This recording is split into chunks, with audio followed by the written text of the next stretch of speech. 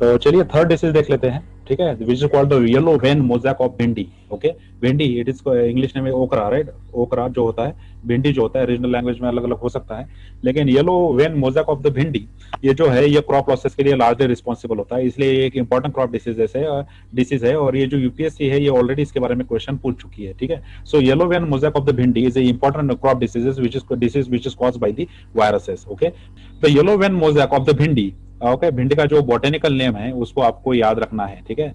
It is called as the Abelmoschus esculentus, ठीक है, Abelmoschus esculentus इसका बॉटेनिकल नेम है। और the vein clearing of the bhindi, this disease also called as the vein clearing of the bhindi, is the most devastating disease in all the bhindi growing regions of the India, ठीक है।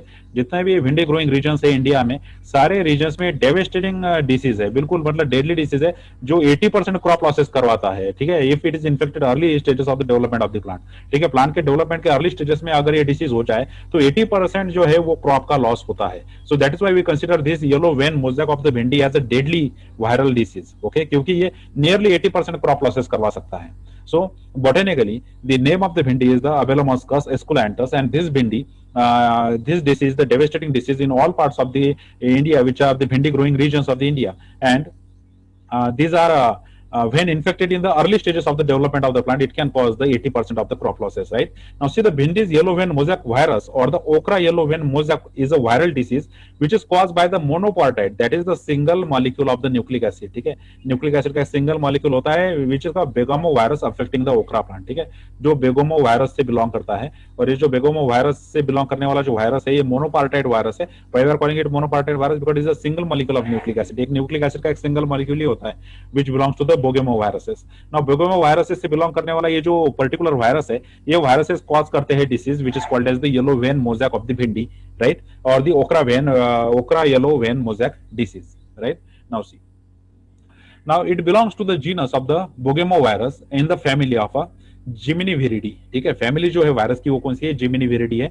Now these Gemini viruses make up the large and the diverse family of the plant viruses that infect the broad variety of the crop and the fiber crops and cause the significant losses worldwide.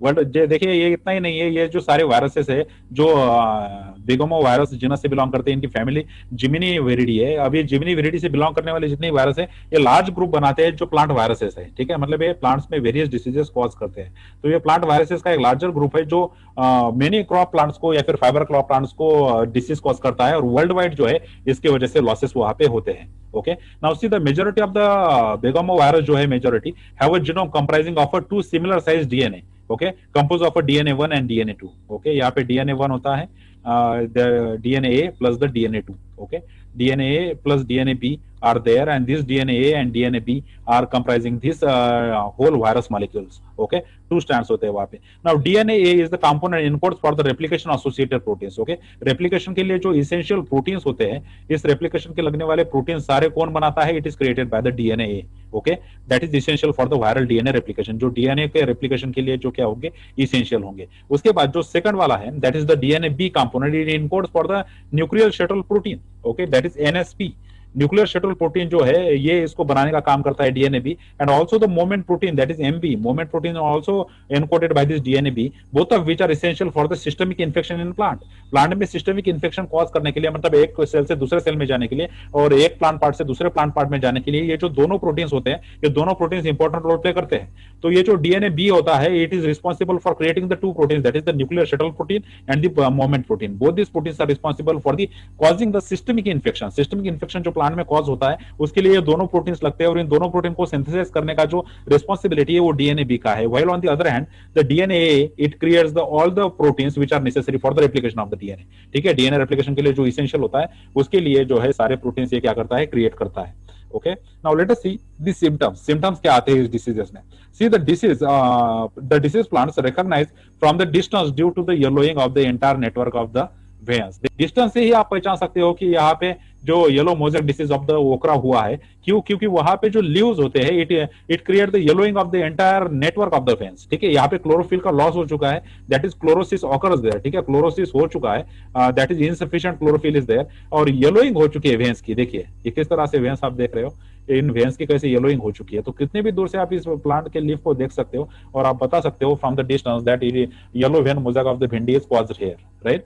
The characteristic symptoms of the disease are the homologous network of the yellow veins enclosing the islands of the green tissue within. बीच बीच में देखिए, आपको यहाँ पे अगर आप observe करोगे ध्यान से तो ग्रीन टिश्यू आपको सिचुएटेड दिखेगा बीच बीच में, ठीक है।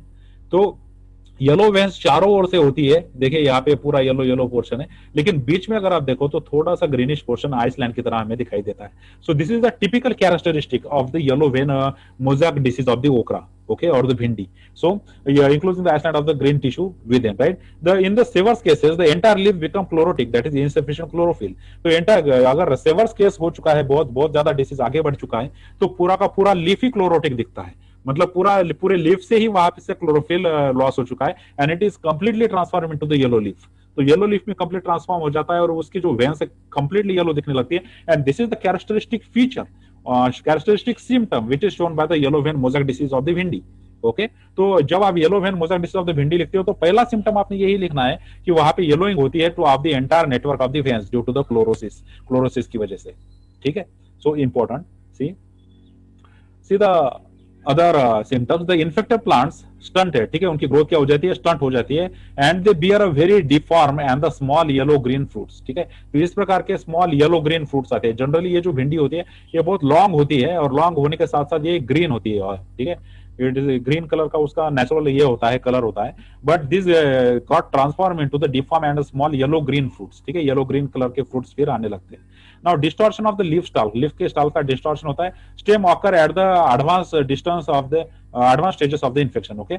सी distortion of the leaf stalks और स्टेम में डिस्टॉर्शन होता है, लीफ में भी डिस्टॉर्शन होता है, लेकिन ये कब होता है, जब एडवांस स्टेजेस आती है इन्फेक्शन की जैसे जैसे इन्फेक्शन आगे बढ़ेगा तो लीफ भी डिस्टॉर्ट होता है और स्टेम भी डिस्टॉर्ट होता है, ठीक है। तो यहाँ पे जो लीफ का ब्रेकिंग होना और स्टेम का ब्रेकिंग होना ये एडवांस सिम्टम्स है। The disease may cause heavy loss of yield if the plant is get infected with in the 20 days of the germination, जैसे हमने कहा if it is early infection, ठीक है, अगर वहां पे अर्ली इन्फेक्शन है so it will cause the 80% of the crop losses, तो 80% की क्रॉप लॉसेस वहां पे हो सकते हैं, right? Now see the disease cycle, how the disease spread.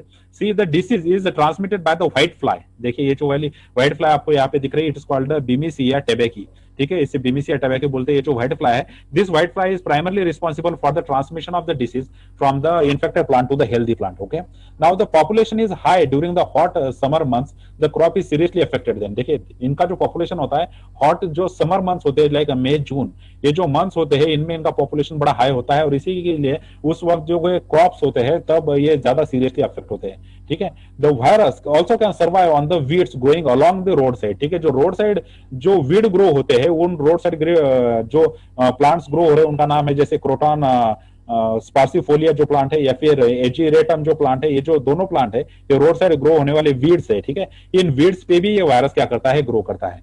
तो ये जो ये होता है specially white fly that is which is called as the Bemisia tabaci, ये बेमिसिया टबैकी क्या करता है, अराउंड जो सराउंडिंग में प्लांट है सब पे जाके बैठता है और वापस आके ये क्या करता है, ओकरा पे बैठता है। तो इस वजह से ये डिसीज को इजीली ट्रांसमिट कर देता है from the infected plant to the healthy plant, ठीक है। और ऊपर से ये जो डिसीज है particular yellow vein mosaic of the bhindi, ये अदर प्लांट्स को भी होस्ट की तरह यूज करता है, जैसे क्रोटॉन का प्लांट हो गया या फिर एजरेटम का प्लांट हो गया, ये इन प्लांट्स को भी वो होस्ट की तरह यूज करता है और उनके ऊपर ये रहता है।